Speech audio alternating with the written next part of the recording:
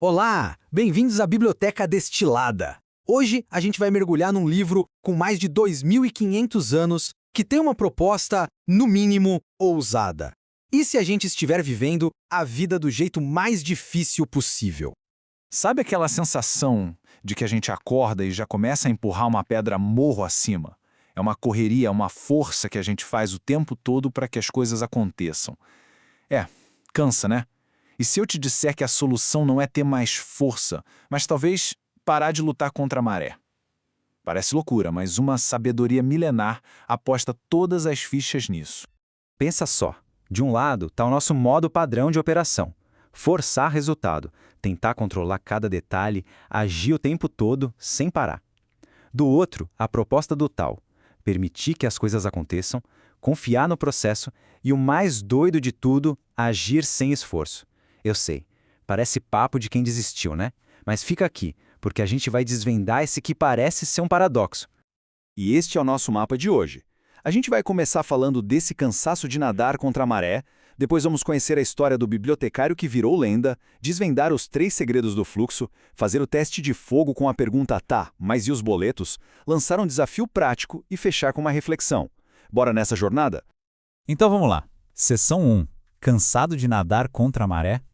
A nossa cultura, principalmente aqui no Ocidente, é a cultura do ralar, da força bruta, né? A gente idolatra quem trabalha 18 horas por dia, aquela ideia de no pain, no gain, sem dor não há ganho, tá martelada na nossa cabeça. Aí, chega o Tao Te Ching, com toda a calma do mundo, e pergunta baixinho, e se você estiver gastando toda a sua energia lutando contra o rio, quando na verdade você poderia só virar o seu barco e usar a correnteza a seu favor?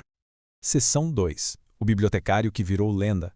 Afinal, quem foi a pessoa que teve essa ideia tão diferente? Então, conheçam Lao Tzu. Ele não era um general nem um imperador. Ele era um bibliotecário, um arquivista na corte imperial da China. Um dia, de saco cheio da política e da burocracia, ele largou tudo e foi viver isolado. Anos depois, já um senhor de idade, ao tentar cruzar a fronteira, um guarda o reconheceu e disse: "Mestre, por favor, escreva a sua sabedoria antes de partir." E ele escreveu. Deu origem a esse livrinho, o Tao Te Ching, e depois, puf, desapareceu, nunca mais foi visto. Então, a gente tem esse manuscrito minúsculo, escrito meio que às pressas por um eremita numa fronteira há mais de 2 milênios. Você imagina o impacto que uma obra assim teve no mundo? Ele simplesmente se tornou o segundo livro mais traduzido da história da humanidade. Só perde para a Bíblia. É isso mesmo. A sabedoria de um bibliotecário que largou tudo, atravessou séculos, impérios, culturas e continentes. Isso, no mínimo, deveria deixar a gente com uma pulga atrás da orelha, né? Seção 3. Os 3 segredos do fluxo. Ok, mas o que tem de tão poderoso nesse livrinho? A gente destilou tudo em 3 ideias centrais. Prepara que agora a gente vai no coração do Tao. O primeiro segredo é o próprio Tao. A palavra pode ser traduzida como o caminho, o fluxo. Pensa nele como se fosse o sistema operacional do universo. Sabe, é a lógica invisível que faz as estações mudarem, as sementes brotarem e as galáxias girarem. Não é um Deus, é o processo em si. E o ponto fundamental aqui é que ele não pode ser explicado. E o Lao Tzu é genial, porque ele já começa o livro com essa frase. É como se ele dissesse: olha galera, eu vou tentar explicar, mas já fiquem sabendo que qualquer palavra que eu usar vai ser só um dedo apontando para a lua, não é a lua. É tipo tentar explicar a cor azul para quem nasceu cego. Você pode comparar, descrever, mas a experiência, essa está além das palavras. O Tao é para ser sentido. Ok, se o Tao é o fluxo, como é que a gente navega nele? A resposta é o segundo segredo, o Wei. E cuidado aqui, porque a tradução literal é não ação, o que confunde todo mundo. Não tem nada a ver com ficar parado no sofá esperando a vida acontecer. O Wei é a ação sem esforço. Pensa num surfista. Ele não luta contra a onda. Ele usa a força da onda para deslizar. Pensa num mestre de judô. Ele usa o movimento do oponente a seu favor.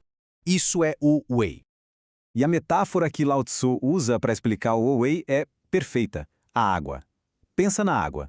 Ela é suave, flexível, mas nada é mais poderoso. Ela não briga com a pedra no caminho, ela contorna. Com o tempo, ela fura a pedra.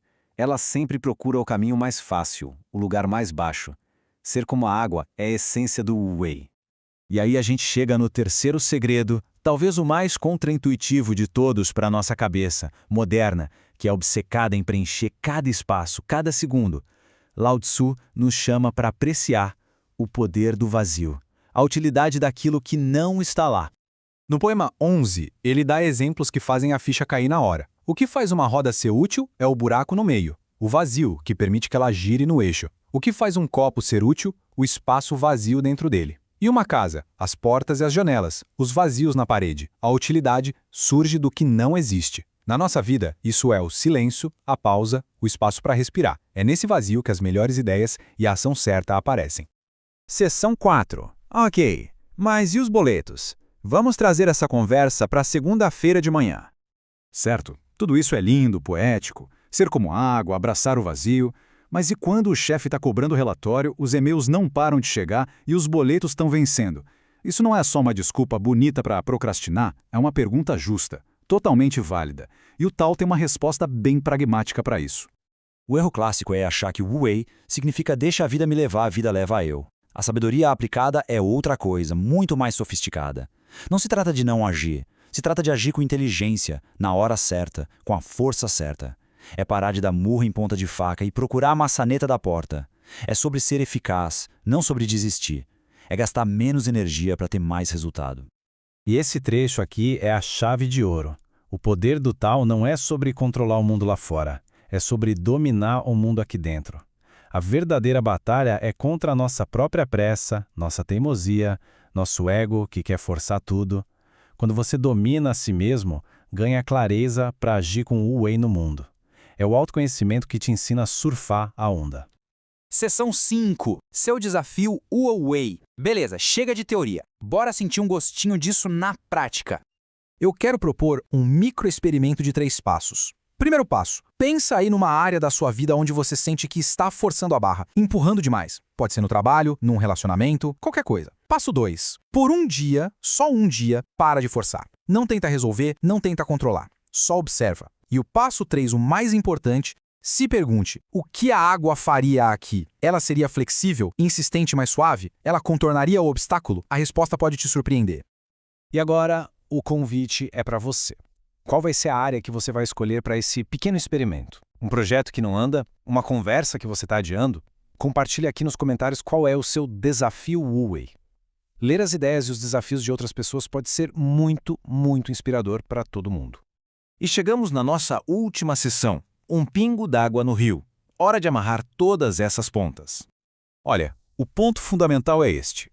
O objetivo do Tao Te Ching não é te convencer a largar tudo e morar numa caverna. É o contrário. É te dar uma ferramenta para viver dentro do mundo moderno, mas sem ser esmagado por ele. É uma forma de navegar essa loucura toda com mais leveza, mais inteligência e, acredite, mais eficácia. Essa citação, para mim, resume tudo. O universo tem esse movimento de ir e vir, de expansão e contração.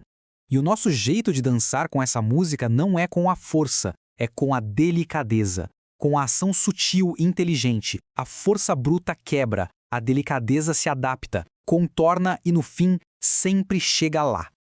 E para fechar, eu deixo essa pergunta no ar. A gente passa a vida inteira achando que poder é impor a nossa vontade, é remar contra a correnteza com toda a força. Mas e se o maior ato de poder, a verdadeira maestria, for exatamente o oposto? E se for a habilidade de parar de lutar, sentir o fluxo do rio e usar a força dele para te levar aonde você precisa ir, com muito menos esforço e uma elegância que a gente nem imaginava ser possível? Pensem nisso. E se quiserem ir mais fundo, o link para o livro está aqui na descrição. Obrigado e até a próxima.